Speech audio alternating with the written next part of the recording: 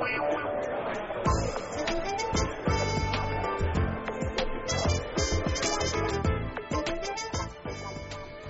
what's up? I'm LZ Granderson, and welcome to another episode of LZ's Cafe. Today we're in El Segundo, California at the Los Angeles Lakers practice facility.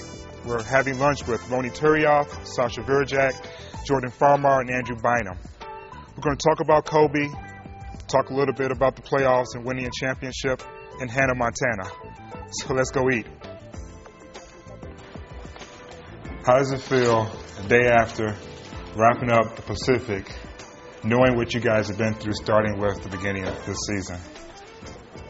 Did you think this was possible? I think we did. We did. That was our plan from the get-go. To win as many games as possible. And we definitely felt coming in that we were a championship caliber team. We've been through a lot of adversity, but we found a way to fight through it.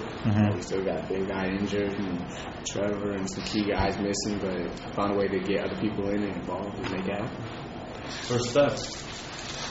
We're not going to be satisfied winning the Pacific. We want to go all the way. That's the idea. What is all the way? Win the championship. Right? Or is that me? I don't know. He's eating. He's too busy. Jordy? Yeah, leave me all your conversation, man.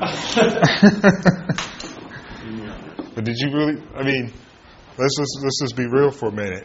You start off with the season, your number one guy says he wants to be traded. So when did this conversation about winning the Pacific start to happen? It couldn't have happened then. So at which point did you really start thinking, we're a good team and we can win? Training camp. I don't agree with that statement. Yeah, I don't agree with that at all. Okay, well, help me out. Actually, that was all you guys in the media and everything blowing it up. In-house, we were always together from the get-go. Once we came together, See, he never said I wanted to get traded. To us? Drew. No, he never said I wanted to get traded. Good. No, that was an off-season issue. As soon as we came together in training camp, we were all together. That was a different story. You know, that had nothing to do with anything. His issue with management is his issue. That was his issue. We was taking care of business in the basketball court. We were cool. As soon as we came to training camp, everybody was on the same page. And we started off by saying we're trying to win a championship. So from the beginning of training camp, that's when you said we're going to. Let's go. Yeah. I'm gonna tell you a funny story. Okay. We all see him at the table in training camp. Coach Jackson asked us to introduce ourselves, right? Where you from and all that stuff. Everybody says where they're from and all that stuff. And Kobe gets up. Kobe Bryant, I won the championship. That's all he said. So from the get-go, we was like, okay, you better be ready to go because the man is ready to go. Did you believe it from the beginning that you could win a championship? Why not? Because you had just gotten bounced out of the playoffs in the first round the year before. It was one rebound away from beating Phoenix. Plus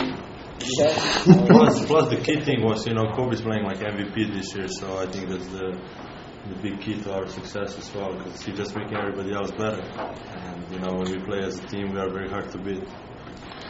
What were some of the factors that helped, like you, for instance, Jordan, help you make that big jump so that you were the same player you was when you were last year? Like, was there a coach that helped you? Was it off-season workouts? And if so, what were the off-season workouts? Well, just understanding the NBA, the lifestyle, what you have to go through, being ready to play every night, knowing where you can be effective and help your team. I think, me playing a year in this system for Phil Jackson, realizing what I'm going to have to do to change my game to be able to fit in and help this team. And coming into training camp, he made a few changes that were, to utilize the talents that we had. I thought that was a big jump in terms of him showing, okay, we're going to make some changes because we really want to win. We're not just going to do it what we've been doing it the whole time. Like, what were some of the changes? We started coming up with a one guard front instead of a two guard front that they've always been. We try to push the ball and get easier baskets. Just get running in transition. And he did a lot more with the bench model, with the second unit, letting this guy rebound and run and him get out and shoot and running into the lanes and move, making plays on the move instead of just walking it up and being a little methodical. And for him to give us that freedom with the young unit was, very important to us in terms of confidence and knowing that, we're trying to really make a big jump. He saw we came ready for the training camp. For example, Ronny was with the national team, playing European Championship. He was working hard here in LA. He was working hard in LA. I was here in LA. So he knew we were working really, really hard, and we had something, to prove. And he saw that in training camp, and he gave us that confidence, which, later paid off. So what are other things you guys have to do together besides movies? Bowl. Bowl? Drew doesn't play Xbox at all. Drew is a professional bowler. He has his own ball and everything. Does it have your name on it too? You can tell me. It's all right. Stop lying, man. So you're the best bowler. Who's the worst bowler? I'm not the best bowler. Well, who's the worst bowler out of you four? I would say myself. Yeah. You nice. What's your score? I'm consistent. I got the highest high, though. You ain't know. Thanks, man. Thank you. 268? 268? Your average is 180. Consistently 180. Just so you know, I'm sorry to interrupt you. Jordan is great at everything. Just so you know. Okay, all right. Ask him another question. How many cars you have? About 6 of them days. Which one your mom drives? S600. I like the little M6. So I'm throwing shots at me earlier about that. Speed. And you can hear Drew when he's coming to the practice facility like 3 blocks away. At least. So he puts the music on like At least 3 blocks away. At least. Is it just the music?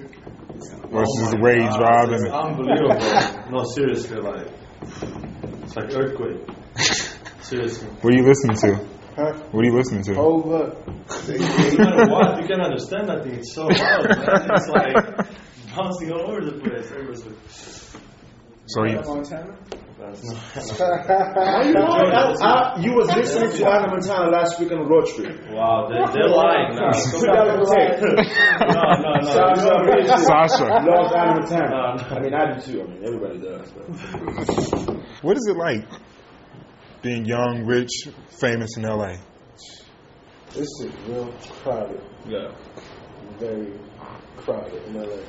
But at the same time, like, there's nothing laid back. There's nothing laid back about it. You know what I mean? That's not true. You live in the South Bay. It's real. Like, Yeah. It's very nice. No. What I'm saying is like everywhere you go has to be planned. That's the only thing. That's one thing I don't particularly like. Is everywhere you go, it has to be planned. You can't just be like, oh, I'm trying to go to the boy, or oh, I'm trying to do. You know what I mean? Because of the traffic and everything so far away. Because you're an East Coast dude. We talk about New York. In New York, you can just say, I am going to go do this, and then bam, you can just do it. So what was most important when you first got that check? Was it getting the right dog or getting the right car? The house? My mother told me where I live at because I was 17 when I got drafted, so I couldn't do nothing. Like, I couldn't even buy a cell phone. So that's how I live in Westchester. Is Mama still there? Yeah. How's that going for you? It's straight. Cool, she be cooking. You know what I'm saying? I always got a meal. Because that's why you're not eating my food? Huh? Is that? No, that's not why I'm not eating your food.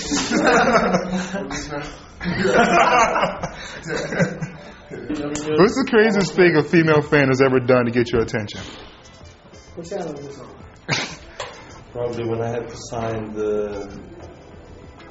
when she asked me, you know, the lady, like the fan or whatever, she asked me, I had the appearance like my rookie year, she asked me to sign her underwear, and it was kind of uncomfortable. Really? Huh? Your rookie year? Was it on her body when she told you? No. She was like, can you sign it? I was like, oh God. Oh, God.